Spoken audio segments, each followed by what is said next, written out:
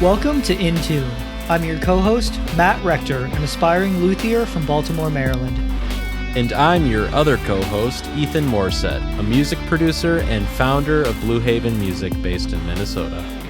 Our goal is to provide value to enterprising musicians, artists, and craftspeople by sharing our conversations and the lessons we've learned along the way. If you like our content, help us out by following us and giving us a positive rating on whatever platform you listen to podcasts. Tune in for new episodes on the first and third Wednesday of each month.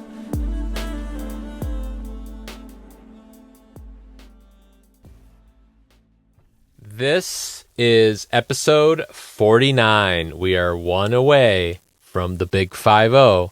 Look forward to it because it's going to be a doozy. Anyway, today we're doing yet another update episode. It's been a little while since Matt and I have actually recorded a podcast episode, so it'll be interesting to see what is going on. So, Matt, since I kicked off the episode, you get to start in sharing what is going on in your life, whether it is related to Rector Guitars, Matt Rector, or whatever else you want. Well, first things first, I'm going to turn on a couple more lights that I forgot to turn on. Okay, cool. It's a good start for an update episode. I was going to say it was really, really dark.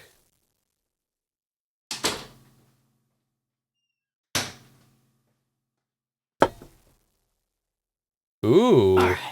It got crisp for a second. Oh, did it? I don't know if that helps, but yeah, I'm sitting in my little bit different place today. I'm at my dining table. My workshop is a bit of a mess right now, honestly.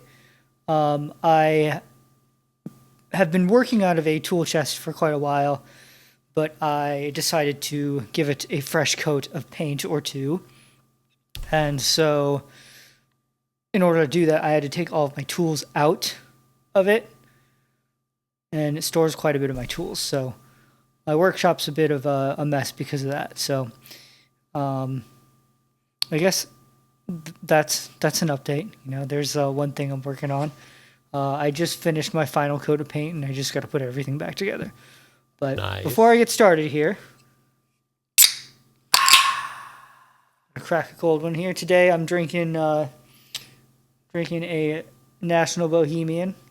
Got the Orioles theme going on here. Very nice, very nice. You know, gotta rep Baltimore. What about you, Ethan? What do you mean? What am I drinking? Yeah. What you got going on? Okay, ready?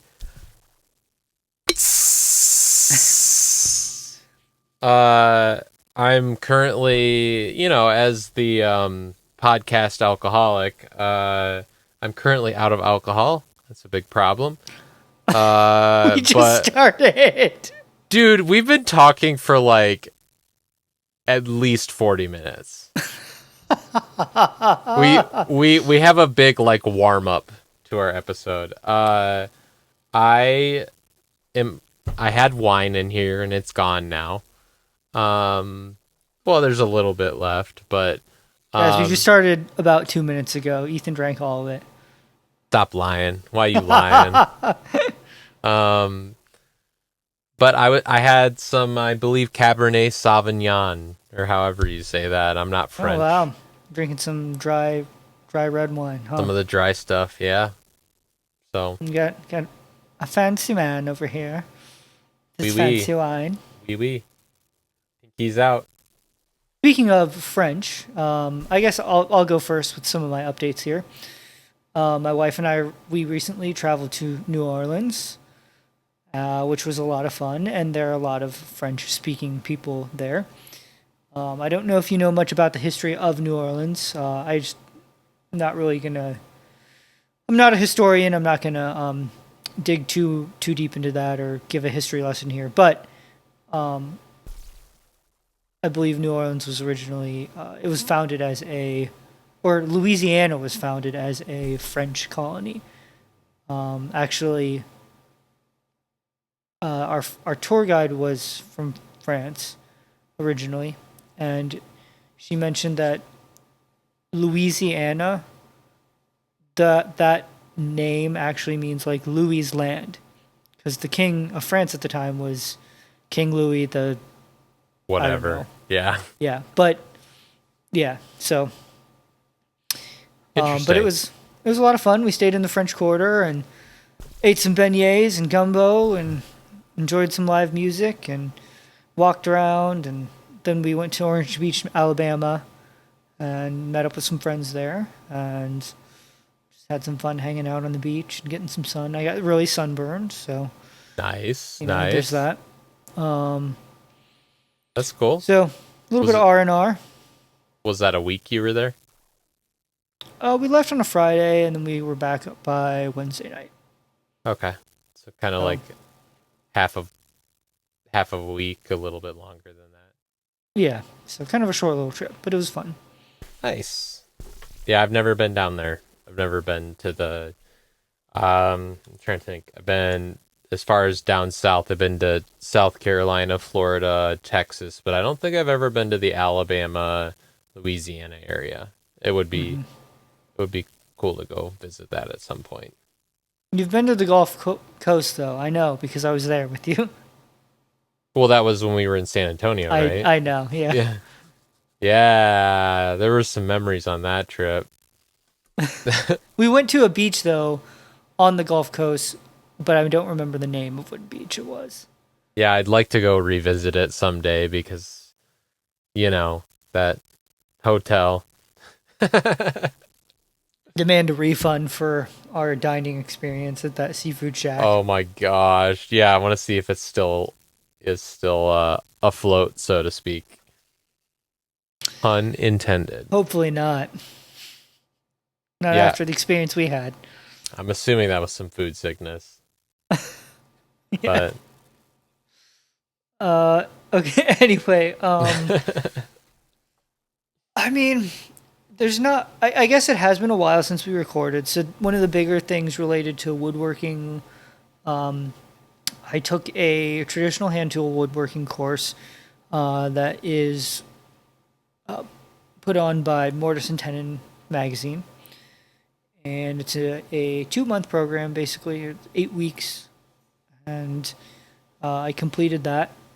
So there is the apprenticeship program, and then they also have a challenge component to it called the Journeyman Challenge, oh yep. and that's sort of for it's a skill building class, and the Journeyman Challenge is completely self guided, unlike the rest of the course. And it's sort of if you want to push yourself a little bit farther, or maybe if you already have some of those skills and you want something that's going to challenge you a little bit more. So I completed that, and there is a sort of a secret reward for that, which I won't reveal, but um, for anyone else who might take that. But it was a lot of fun and pushed me. I, it definitely improved some of my skills, but I think the biggest takeaway was just it pushed me to do woodworking consistently every day. Sure. And that was, you know, the biggest difference in like pushing me along with progress. So some of the skills like I already had, like for example, cutting dovetails, doing stock prep, things like that with hand tools. A lot of that stuff I'd already done before, but it just encouraged me to practice craft on a at least almost daily basis. And whenever you do something like that, it just helps accelerate your skills. So Yep. Yep. Do you um, how long ago was that? Because I remember you talking about it and you were like, "Man, I'm going through like a really busy phase of my life cuz work plus this plus all the other stuff." It had to have been like almost a month ago now, right? That it was done. probably, yeah, probably almost a month. Um, yeah, because it was, it was near the um, finished up in May. So yeah, it's been about a month. So Time flies. yeah, and I've been keeping busy with other projects, but I did kind of let off the gas a little bit. Took a little break for not long, honestly, just maybe a couple days, and then I started doing stuff again.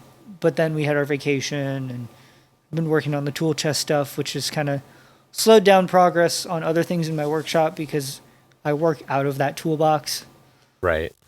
Um, but I've been meaning to paint it for a little bit, so it's good to have that done. Nice. What's next on the list? Next on the list, I have to fix up a couple guitars for some coworkers. Nice. A couple coworkers gave me their kids' instruments to work on. There wasn't really a big hurry, but yeah, one of them is having some electrical issues. I got to figure out where in the signal chain the issue is. I'm not really sure.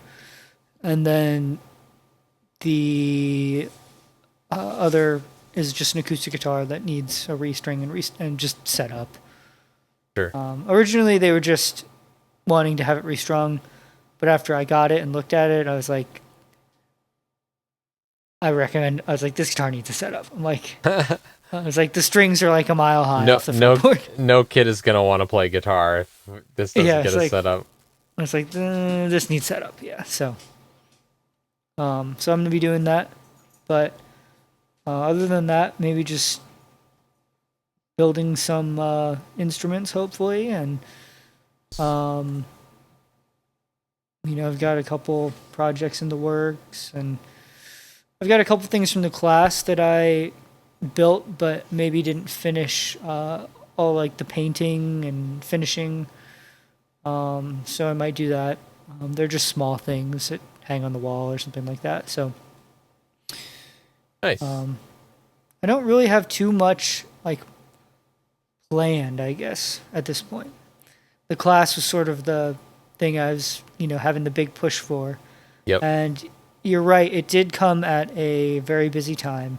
To be truthfully honest, it was a little bit of like I've been trying to save my money to. Well, Abby and I want to buy a house, but also I'm trying to save to invest in future stuff for some of my goals. Yep. And this class, I consider investing in my skills, even if it's not necessarily directly guitar related, but even if it's just improving my general woodworking skills, I consider that to be valuable. Yeah, valuable. So, an investment in myself, right, and in my own skills. But it was a little bit of a stretch, and I've been wanting to do this for years at this point. Mm-hmm. But I really it never lined up. I either didn't have the money or, not that I didn't have the money, but money was tight. Right. Either money was tight or last year, around the time they were running the program, I had a surgery that I was going to be recovering from.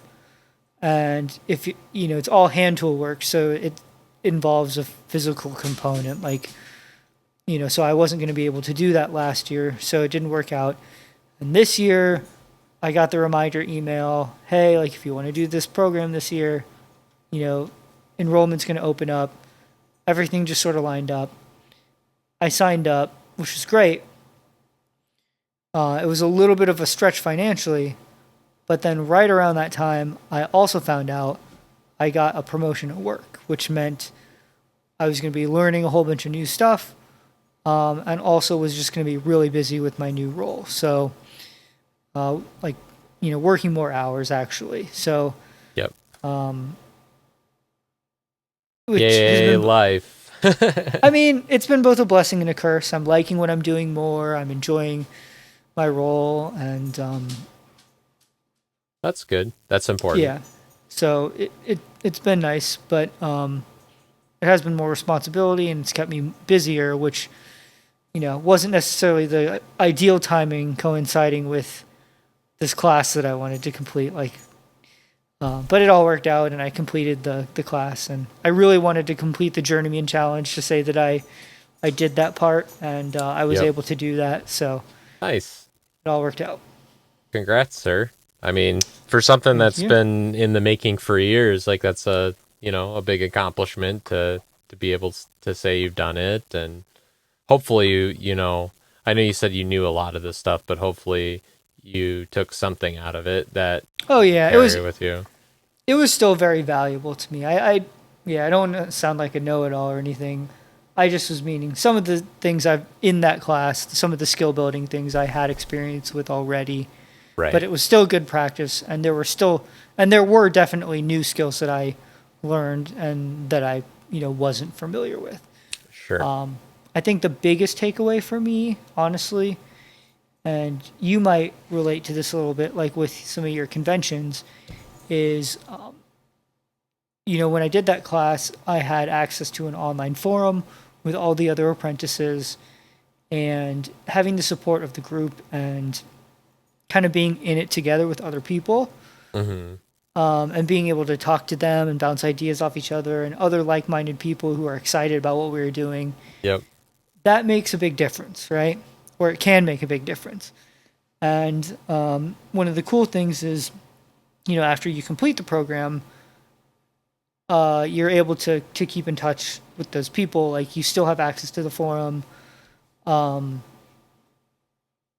so I can keep in touch with people from that class, and actually from past iterations of the class as well. So A little networking circle for you to connect with, and at the very least, like, yeah, have people that are interested in that, right? Because let's be honest, not everyone is interested in building instruments, right? Or gets it, right? Like I don't even get it, but I get why you would want to do it. I can't relate though entirely what that's like and what kind of things you think about and all that kind of stuff. So it's probably pretty nice having that.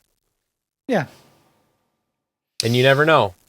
It's we've talked about this on the last episode, but or not the last episode, but one of the prior episodes that like you never know where certain relationships are going to lead you, right? This relationship or this group might lead you to another community or a specific person or another opportunity. So you never know. Another class that is maybe like your next step or whatever, who knows? yeah. It's sort of a goal of mine to try to take at least one sort of luthier or woodworking related class once a year. That hasn't always worked out. Life happens, but that's something I like to try to do, Yep. Con- just to always be pushing myself to learn new things. And I think even if it's not directly related to lutherie, I think just generally the more you improve as a craftsperson or artist in general, even in other areas, the better off you are. It's just more tools in your tool belt, if you will. nice. I get it because you work with tools. The biggest one's right here. Yeah, Matt, you're a tool. No, that's good All right. though. I mean, yeah, dude, like last time we talked, you were like either in the middle of the class, you were talking about chopping a tree down, like, you Yeah, I did know, chop a tree I, down for s- the class. I saw the picture with Abby pretending to chop the tree down. Yeah, she took a few swings.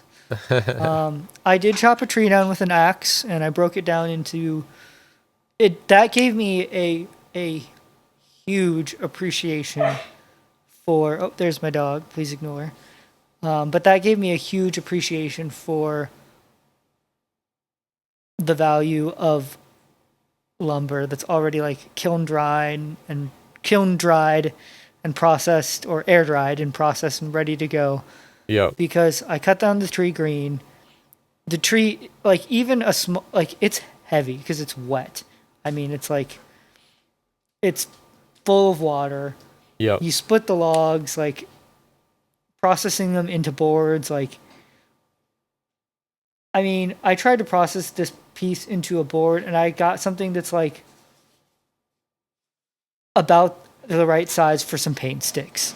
Like, Uh, I know it's like, oh my gosh, all this work for like. Obviously, I got other pieces out of it, but that particular piece was a smaller chunk. yep. And yeah, it It, definitely gave me appreciation for why lumber can be so expensive, and just an appreciation for natural materials. You know, I yep. as cheesy as this is, like when right before the tree was about to, topple over, it was close. I like took a second and like reached out and touched the tree and just sort of like quietly had a moment to like thank nature for its like Contribution or yeah. yeah, so take that for what you will, but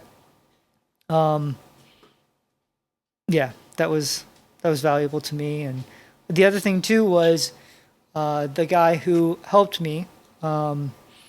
He was another woodworker who also was into some traditional woodworking, and because I live in an apartment, so chopping down a tree isn't really an option. I don't have land or woods or anything like that to be able to do that. So I posted something on a Maryland woodworkers group to see if anyone would be crazy enough to let a stranger show up to their house with an axe. And I explained what I was doing. The magazine, Mortise and Tenon magazine that hosts the program, is well known enough that a good amount of woodworkers in like a woodworking group are probably going to know what that is. So Mm-hmm. it wasn't necessarily completely like unusual, but You had an alibi. yeah. So I was able to talk with him, and that was a lot of fun. And he actually even showed Abby and I inside of his home, because the home that he lives in is a 18th century timber frame, or an 18th century log home, and it's had different additions added onto it over time. But you were able to see the exposed beams that were hand hewn. You could see the axe marks on Dang. the beams, and so it was sort of a cool connection to what I was doing. Yeah, yeah. And so that was neat. That is So, really interesting. but that was again another lesson in building community through something that I guess you're passionate about. Yep. Yep. I think it's important. The more and more I dive into like networking and stuff like that, I'm like, okay, as much as I resisted this before, I get it. Like the light switch flipped on to like why it's important to connect with people, even if it's has nothing to do with how good you are at music or whatever. Because I've been doing a lot more of that and been finding a lot of value out of that, and also been finding a lot of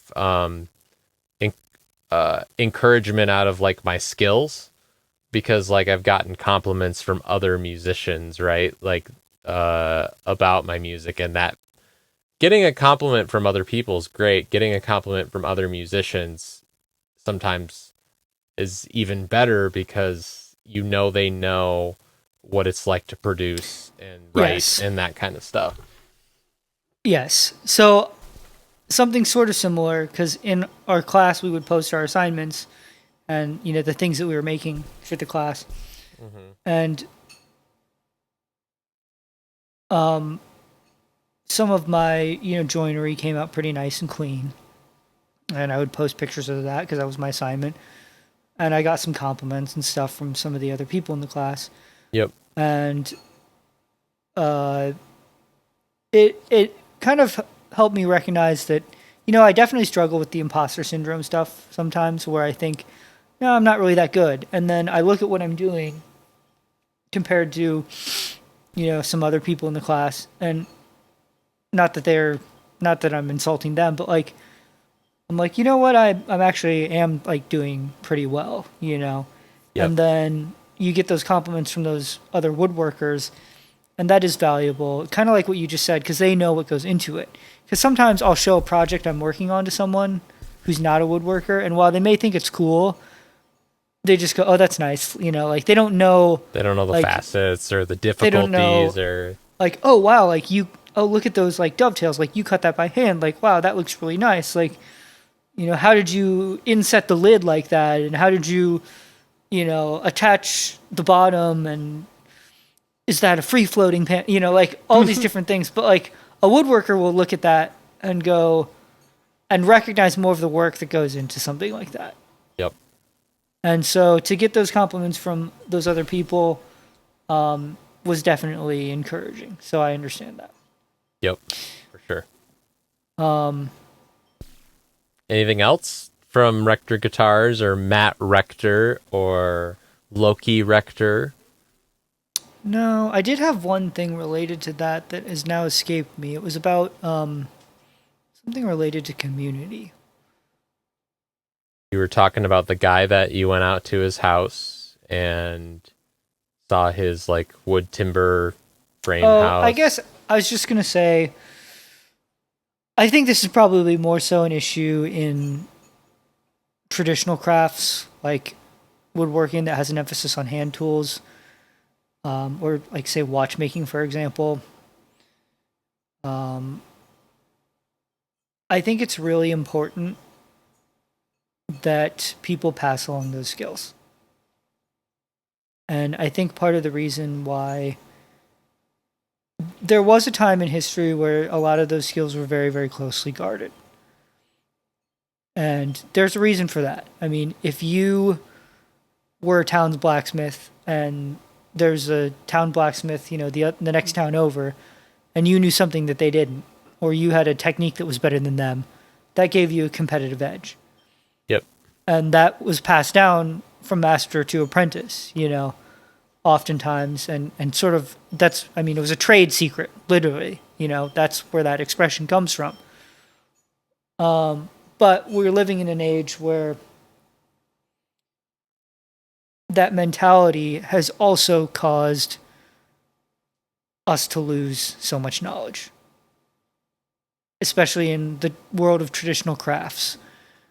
And as the, you know, things became more industrialized and people who had that knowledge died, I mean, that knowledge died with them.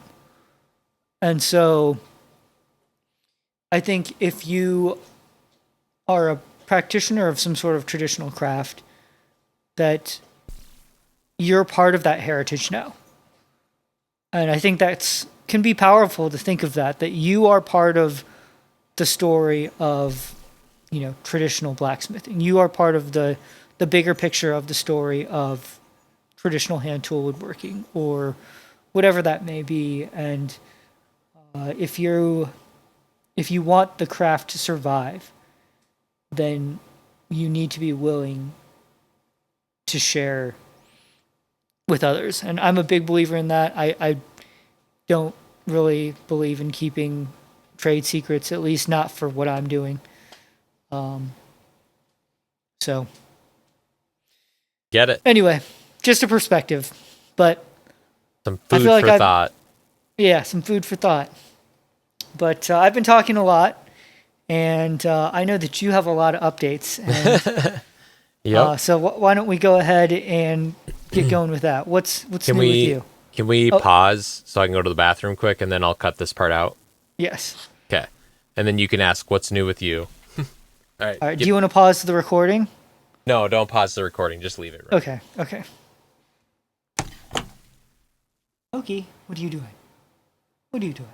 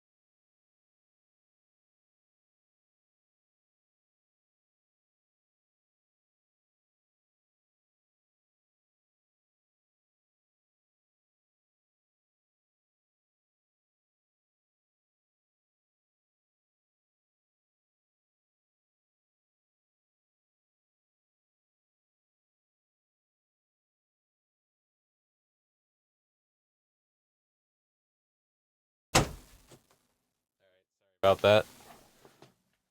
No worries. It's because Ethan's been drinking too much, guys. Alcohol makes you pee. I just did a quick Duolingo lesson. Wow. Yeah, you gotta watch out. That owl will harass the crap out of you. I'm let's see what day am I on? I'm on I have a 429-day streak. You break that, dude. You're never recovering. I'll be devastated. Yeah. Um. Yeah. Isn't Kyle like on the Duolingo with you now or something? Yes. Yeah, I was like, I wasn't using it, and then Kyle told me he got added to the family. I'm like, oh, I know where that got used. Yes, he did get added. He needs to learn Espanol or whatever he's learning. I don't know what he's learning. Yeah, Spanish. Ugh. All right. Well, I have talked a lot about myself and what has been going on with me.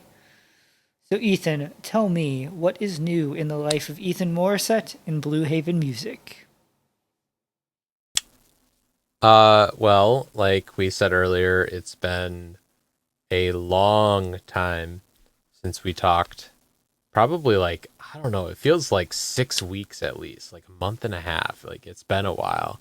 It's So been at least a month and a half, if not 2 months. so yeah, a lot really has happened.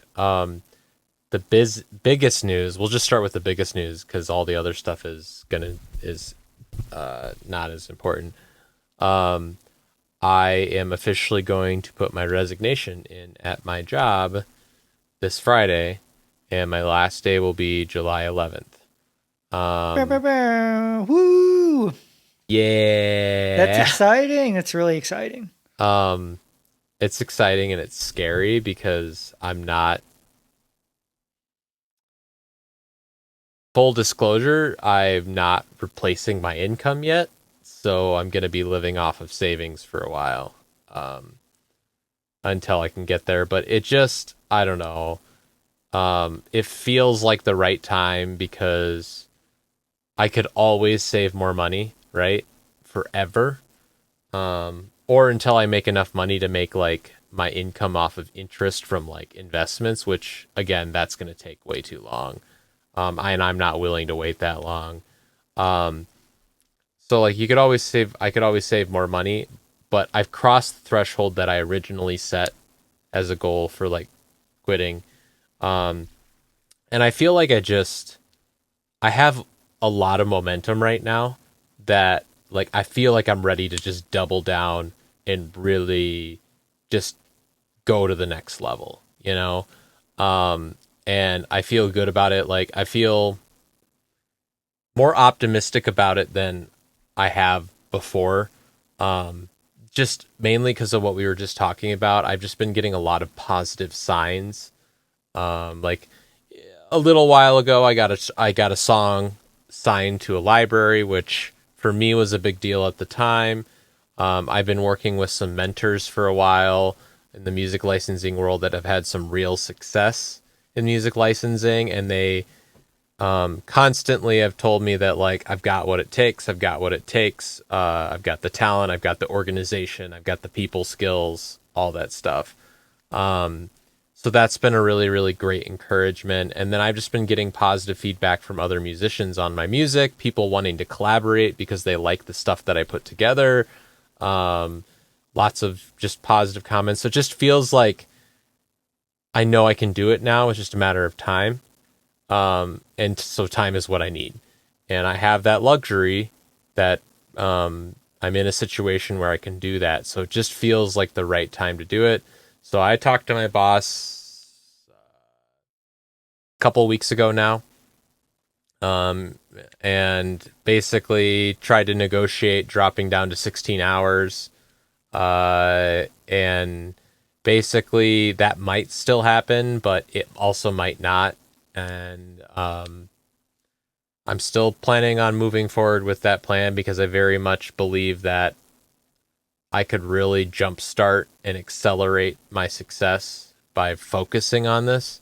It's scary for me a little bit, because it's unknown, but I also am like, no, I can do this. Like, I'm getting a lot of really good momentum right now. It's just I got to keep doubling down on that and investing. Hmm. So, so I'm excited and nervous about that because that's coming very quickly. But it's kind of nice because like there's a lot of stuff that's happening at work that I'm like, not my problem anymore. You know, not that I'm like leaving people high and dry, right? I'm doing the best I can while I'm there, but like, there's just always small dumb things that happen in the office that like you're like, I'm glad I don't have to deal with that anymore. Hmm. Um, So, so yeah, it's technically not official until this Friday. But it'll be official this Friday, and then I'll have 2 weeks. And I'll But quit 2 days after my birthday. hey, but that's exciting. By the time this airs, you'll already have been done. I will be unemployed by the time this airs. Um, Self-employed. Self-employed. Okay, whatever. Imposter syndrome strikes again. Um, so yeah, I think that'll be good, really good. I still am hoping to find like I'm still hoping to find some kind of part-time job where I can like do like 2 days a week working on, programming and then 3 days a week on music.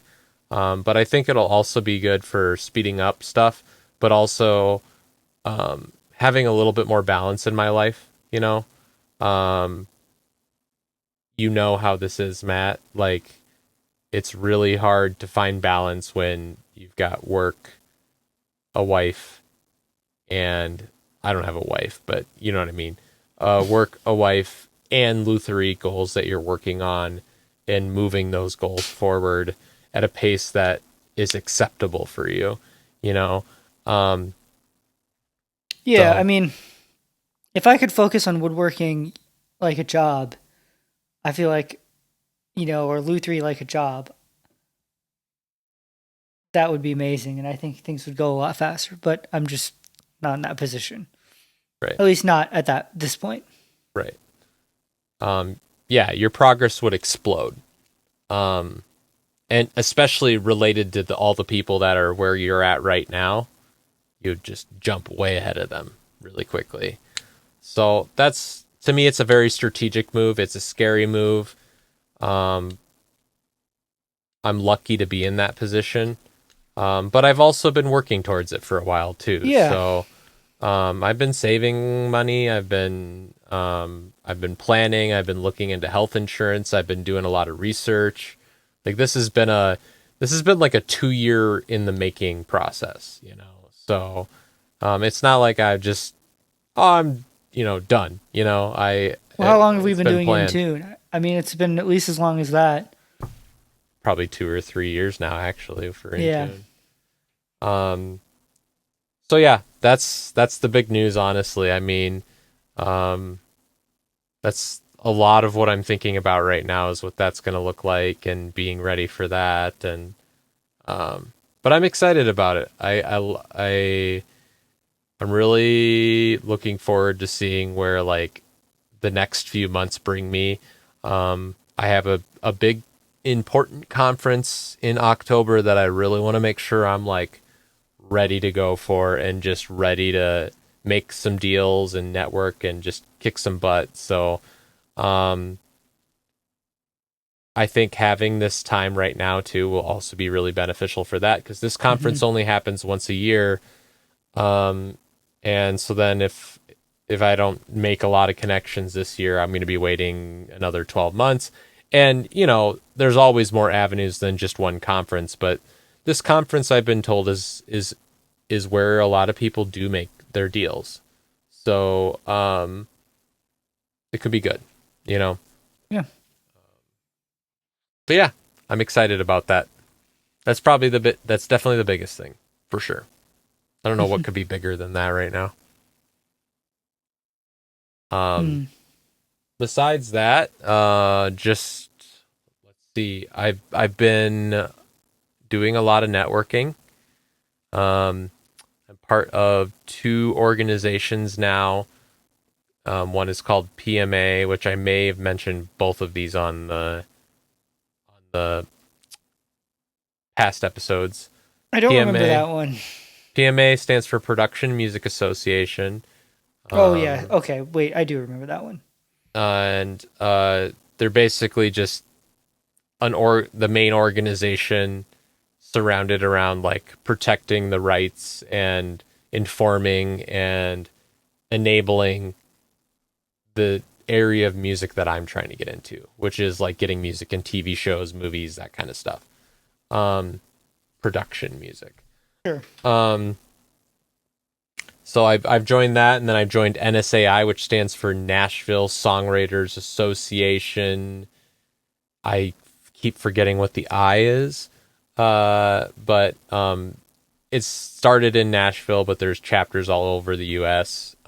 There's one in the Twin Cities, and then I also, because when you join, you can technically attend any of the chapters meetings if you want to. So I also joined my mentors. My mentors run a chapter in San Diego, so I joined theirs remotely. So I've just been networking with a lot of people and reaching out to them, and that's been really good because I'm starting to connect with more people that are kind of trying to do the same thing, and we can bounce stuff off each other. A lot of them are interested in collaborating, so working on music together. And so that's kind of been a fun little process to. It's different than what I'm used to because I'm so used to creating by myself. So it's fun to have like a project or two where I'm like working on something with somebody else. Plus, these people are going to be at some of these conferences, so I'll know people there, and then they can kind of vouch for what I'm like, to work with, and my skills and that kind of stuff. So a lot of networking too. And then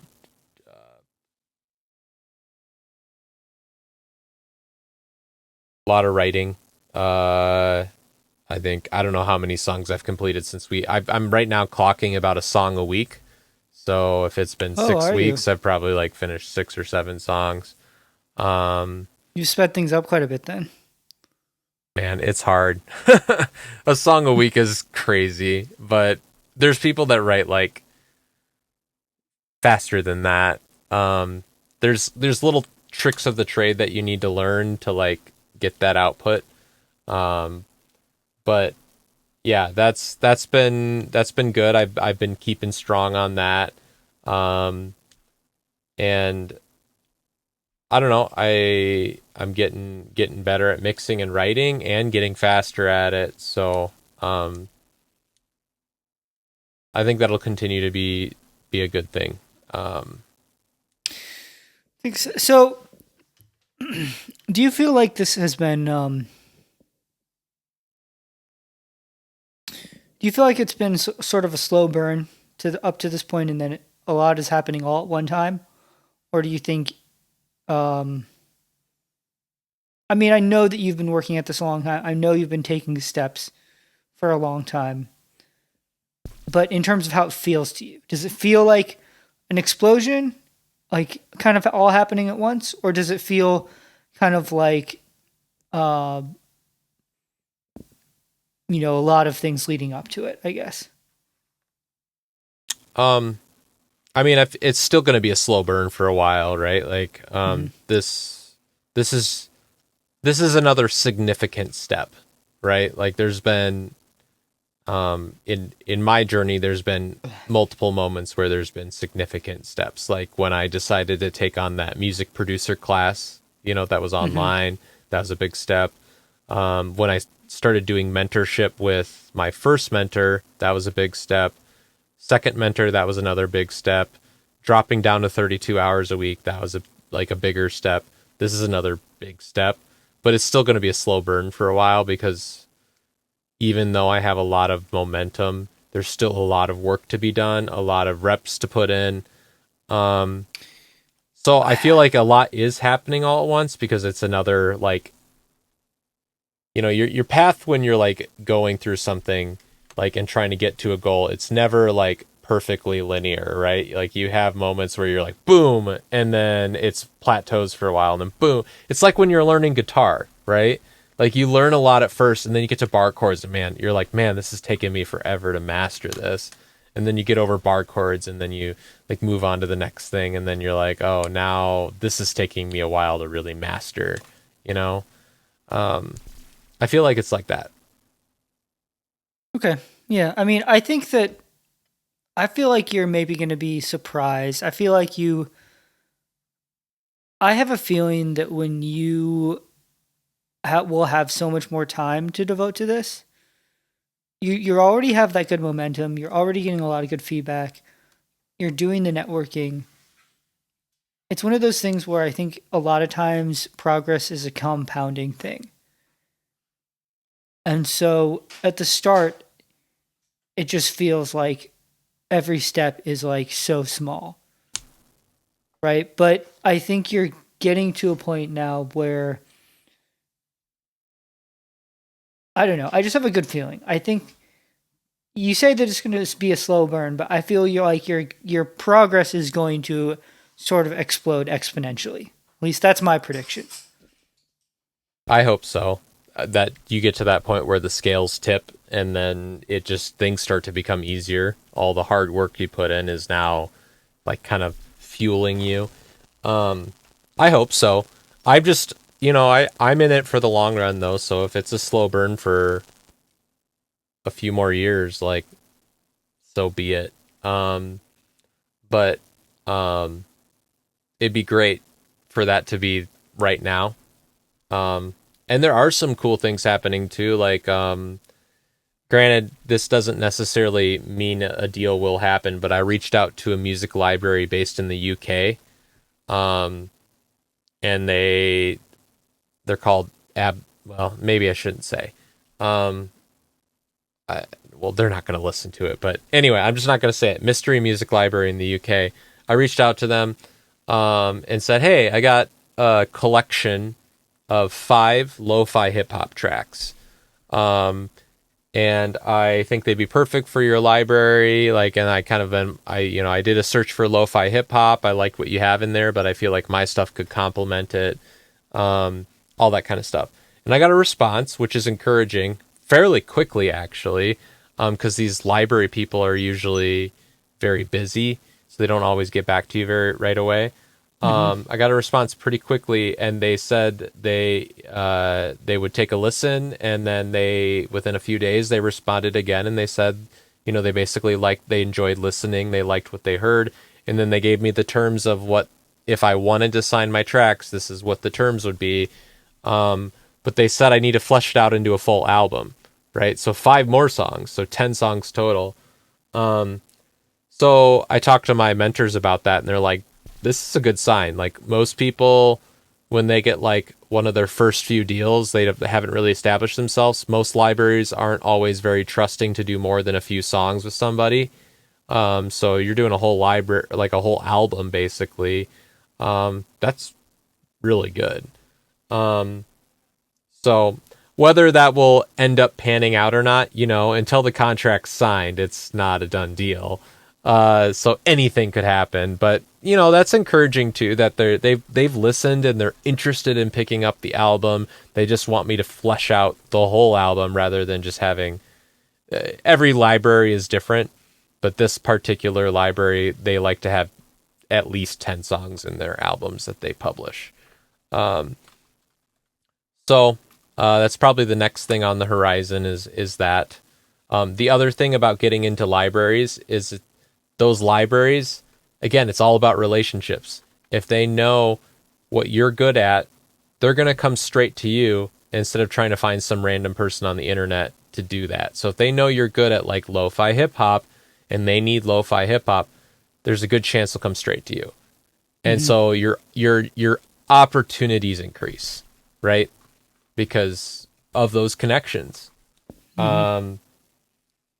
So we'll see where that goes to. That's kind of the next thing, is focusing on finishing up that lo-fi hip hop album. So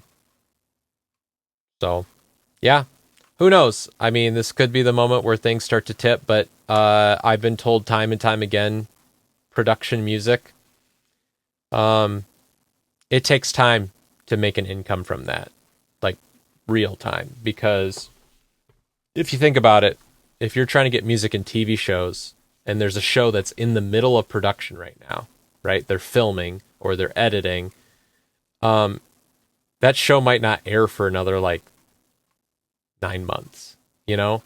So you're not going to see a royalty check at least until then. So like it is a game where it's a little bit of a waiting game.